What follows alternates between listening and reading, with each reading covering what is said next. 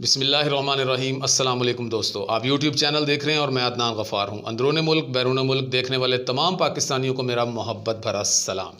दोस्तों, 10 दिसंबर 1948 को United Nations ने अपनी जनरल असम्बली में ये फ़ैसला किया कि 10 दिसंबर को हर साल ह्यूमन राइट्स का डे मनाया जाएगा, यानी इंसानों के हुकूक का दिन मनाया जाएगा। और आज तक हर 10 दिसंबर को यह दिन मनाया जाता है बड़े जोश व खरोश के साथ। 1948 में यूएनओ ने यानी कि यूनाइटेड नेशंस ने ह्यूमन राइट्स पर जो रोशनी डाली, उसके मुताबिक हमें अपने हक के साथ साथ दूसरों के हुकूक के लिए भी आवाज़ उठानी है। यानी हम अपनी रोज़मर्रा की ज़िंदगी में अपने हुकूक और दूसरों पर होने वाले जुल्म के ख़िलाफ़ भरपूर तरीके से आवाज़ उठाने का हक रखते हैं। 1948 में यूनेस्को, ये यूनाइटेड नेशंस की एक एजेंसी है, इसने ना सिर्फ ये कानून पास करवाया बल्कि इसे पूरी दुनिया में फैलाने के लिए मीडिया और तालीमी इदारों का भी भरपूर इस्तेमाल किया। जब ये कानून पास हुआ तो यूनेस्को के डायरेक्टर जनरल का क्या कहना था? यूनेस्को का मैंडेट वाज़ेह है और वो ये कि दुनिया के हर शख्स को बराबरी के हुकूक मिलेंगे। इस दिन की मुनासबत से हम तमाम रियासतों को दावत देते हैं कि वो इस दौड़ में यूनेस्को के साथ शामिल हो ताकि हम मिलकर मुस्तकबिल को इंसानी शक्ल दे सकें। 1948 में मंजूर होने वाला ये कानून कम अज़ कम 500 ज़ुबानों में इसका तर्जमा किया जा चुका है और इसको Guinness book of world record में भी शामिल किया जा चुका है। ये दुनिया का वाहिद डॉक्यूमेंट है जिसके कम अज़ कम 500 ज़ुबानों में तर्जमे मौजूद हैं।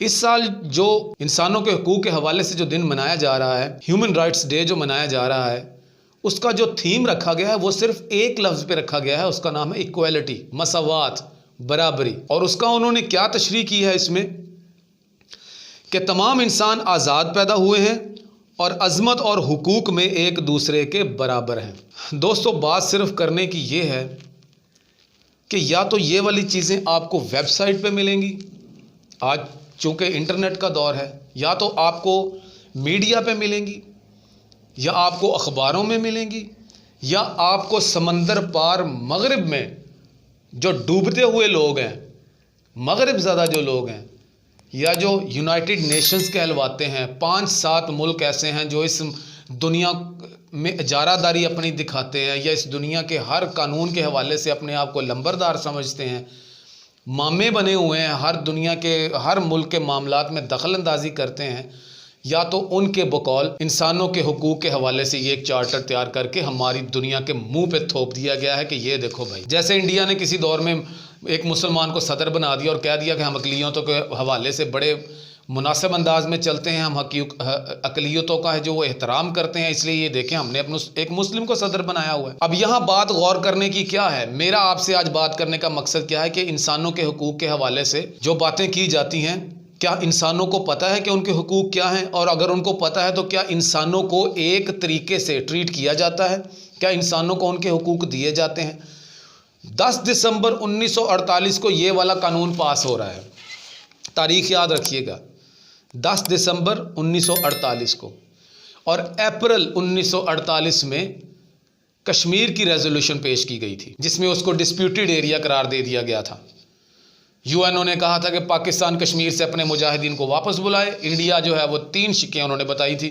इंडिया अपनी आर्मी का जो है वो हुजम कम करके वहाँ पे लॉ एंड ऑर्डर सिचुएशन को मेंटेन करने के लिए कम करे आर्मी, और तीसरा हम अपना वहाँ पे एक नुमाइंदा भेजेंगे। आज 2021 आ चुका है। बात सिर्फ समझने की ये है कि हम लोग जो हैं पीछे रह गए हैं अपनी कोताहियों की वजह से।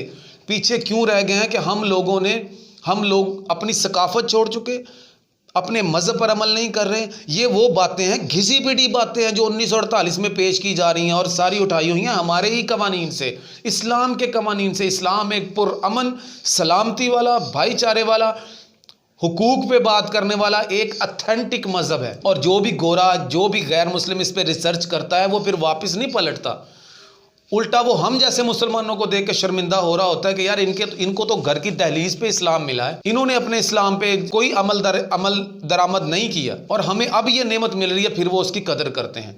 कश्मीर के बच्चे भूख से मरे, कितने नौजवानों को मारा गया, असमत दरी की गई, इज्जतें लुटी, जानें गंवाई, बुजुर्गों की बेहतरामी की गई, सब कुछ किया गया, लेकिन तब ये हकूक़ जो इंसानी के लंबरदार बने हुए हैं, ह्यूमन राइट्स के जो ठेकेदार बने हुए हैं, उन्होंने कभी कोई आवाज़ नहीं उठाई। फ़लस्तीन में बच्चों के साथ जिस तरह बर्बरियत का मुजाहरा किया गया, दरिंदगी का मुजाहरा किया गया, भेड़ियों ने नोचा उस कौम के गोश्त को, तब कोई आवाज़ नहीं उठाएगी। बर्मा में क्या हुआ?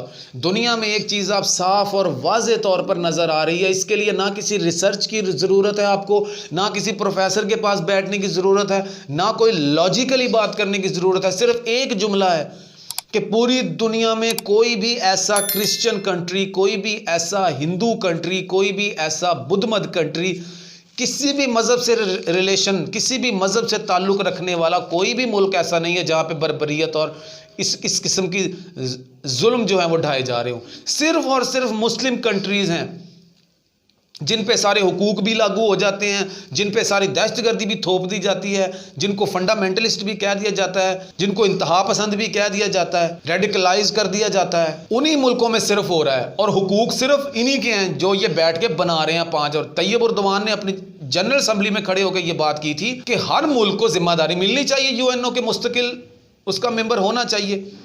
सिर्फ 5-7 लोगों का तो हक नहीं है इसमें। हज़रत उमर फ़ारूक रज़ी अल्लाह ताला उन्होंने उनका ये कॉल है, बड़ा मशहूर कॉल है, अल्लाह ताला कमी बेशी माफ़ फरमाए, कि हर बच्चा अपनी माँ की कोख से आज़ाद पैदा होता है। और ये हुकूक की बातें करते हैं, खुद लिख रहे हैं यहाँ पे कि हर इंसान अपनी रोज़मर्रा की ज़िंदगी में अपने हुकूक और इंसानियत पर होने वाले जुल्म के ख़िलाफ़ भरपूर तरीके से आवाज़ उठाने का हक रखता है। और कब से चीख रहे हैं, चिल्ला रहे हैं। Imran Khan prime minister general assembly में बैठ के सबको झंझोड़ के आए थे, फिर भी गैरत नहीं आई। बिग मार्केट देखते हैं, दुनिया यहाँ पैसे को देखती है, अपना लालच देखती है। इन लोगों को लगता है ये, क्योंकि इनमें ईमान नहीं है, तवक्कुल नहीं है, अल्लाह ताला पर ईमान नहीं रखते। इनको पता नहीं है कि इनको पता है कि एक ज़िंदगी मिलनी है, उसमें बस जो अय्याशी करनी है कर लो। आज अफगानिस्तान की सूरत हाल देख लें क्या है। मैंने आपको कल की वीडियो में बताया था कि 10 लाख बच्चे, इनके अमेरिकन के थिंक टैंक्स ने कहा है कि 10 लाख बच्चे सर्दी की और भूख की शिद्दत की वजह से मर सकते हैं, खुदा न खास्ता। और आज अल्हम्दुलिल्लाह पाकिस्तान ने जो है वो 16 करोड़ की अद्वियात जो है वो अफगानिस्तान भेजने का फैसला किया। पाकिस्तान, हम तो कर रहे हैं, लेकिन ये जो दुनिया में खरबों डॉलर्स कमा रहे हैं, आप बिलीव करें, पैर के नाखून से लेकर सर के बाल तक जो प्रोडक्ट हम यूज़ कर रहे हैं वो इन्हीं की बनाई हुई यूज़ कर रहे हैं। हम अपना तो कुछ बना नहीं सके, अपने मुल्क के लिए तो कुछ कर नहीं सके, फिर इन्हीं का ही हम लोग खाते हैं, इन्हीं को ही हम पैसा देते हैं। वही पैसा फिर ये इस प्रोपेगेंडे में यूज़ करते हैं कि जो कौम, जो मज़हब डोमिनेट कर रहा हो, जो मज़हब ऊपर आ रहा हो, जिस मज़हब में रवादारी, इस्लाम, भाईचारा, अखुवत जिसमें नज़र आ रही है, उसको ख़त्म करो। एक दरसगाह में बैठ के हमारे जो, मुझे उलमा इकराम से भी बड़ा गिला है इस बारे में कि हम नबी करीम सल्लल्लाहु अलैहि वसल्लम उनकी जो 23 साल नबूवत की ज़िंदगी हयात तय्यबा है उसको तो सुबह शाम डिस्कस करते हैं, लेकिन जो 40 साल की पहले की ज़िंदगी है, जो उनकी हयात तय्यबा पहले की है, उसको डिस्कस नहीं करते। उसमें उन्होंने क्या नहीं सिखाया, अखलाक सिखाया, मुआशरत सिखाई, मईशत सिखाई, इंसानों के हुकूक, हमसायों के हुकूक, वालिदैन के हुकूक। यार, जिस मज़हब में एक कंकर साइड पे करने की भी नेकी दी जाती हो, बैतुल खला में जाने का, बैतुल खला से निकलने का तरीका भी बताया गया हो, बीवी के हुकूक, बच्चों के हुकूक, माँ बाप के हुकूक, ये फैसले करेंगे, ये गोरे 5-6 मुल्क बैठ के हमें बताएंगे कि हुकूक क्या है इंसानों के। और तब कहाँ होते हैं ये लोग जब बमबारी की जा रही होती है इसराइल की तरफ से, और जब जिस मुल्क का थिंक टैंक बैठ के ये कह रहा है कि अफ़गानिस्तान के बच्चे मर सकते हैं सर्दी से, उसी मुल्क ने 20 साल अफ़गानिस्तान का क्या हशर किया, किस बेस पे किया, क्या सबूत हैं किसी के पास कि दहशतगर्द हमला जो था वो किसने किया था, हमारे मुल्क को कैसा रगड़ा लगाया है। आप एक इलाके की मस्जिद में देख लें, एक इलाके की मस्जिद के इमाम का कितना रुतबा और कितना एहतराम होता है उस इलाके में। मुझे बताएं, क्या कभी किसी इमाम ने, कभी किसी आलिम ने, पूरे मुआशरे की जिम्मेदारी होती है उलमा इकराम पे, लेकिन हम मुआशरे को छोड़ देते हैं। उस टेरिटरी में जहाँ पे वो इमामत करवा रहे हैं, जिस मदरसे में वो पढ़ा रहे हैं, उस इलाके की तो जिम्मेदारी है ना। मैं दावे से कह सकता हूं, अगर किसी मस्जिद का इमाम या किसी जगह का आलिम ये बात कह दे 2 पार्टियों को जो लड़ी हुई हैं आपस में कि अगर तुम लोगों ने सुलह ना की तो इस दफ़ा का जुमे का खुतबा मैं नहीं पढ़ाऊंगा, तो मैं दावे से कह सकता हूं कि इतना एहतराम उस मौलवी का ज़रूर होगा उस इलाके में कि वो 2 पार्टियां आपस में सुलह कर लेंगी। कि यार इसकी हमारी वजह से ये ना हो कि मस्जिद के इमाम साहब नाराज हो जाएं, अल्लाह के नेक बंदे हैं। तो ऐसी हिकमत अपनानी चाहिए ना उलमा इकराम को, मुआशरे को जोड़ने की कोशिश करनी चाहिए। तो ये थे हमारे जो हैं वो हुकूक पर बातें करने वाले और दुनिया के इंसानों को हुकूक दिलवाने वाले लंबरदार और चौधरी, जो हर साल बस एक पैराग्राफ लिख देते हैं इंसानों के हुकूक पर और बस बात ख़त्म। खैर, ये आज आलमी दिन मनाया जा रहा है। इसी तरह ये मम्मी डे मनाते हैं, डैडी डे मनाते हैं, ये डे वो डे, बस ये दिन ही मनाते हैं। सही जिम्मेदारियां तो शायद कोई और ही पूरी कर रहा है इस दुनिया की। खैर, आज की ये वीडियो थी। उम्मीद है आपको ये वीडियो अच्छी लगी होगी। मैंने सोचा आपके साथ ये शेयर कर लें। अगर ये वीडियो आपको अच्छी लगी है तो दोस्तों के साथ शेयर करें, चैनल को सब्सक्राइब कर दें और कमेंट सेक्शन में अपने कीमती मशवरों से मुझे ज़रूर आगाह कर दीजिएगा। तब तक के लिए अल्लाह निगहबान।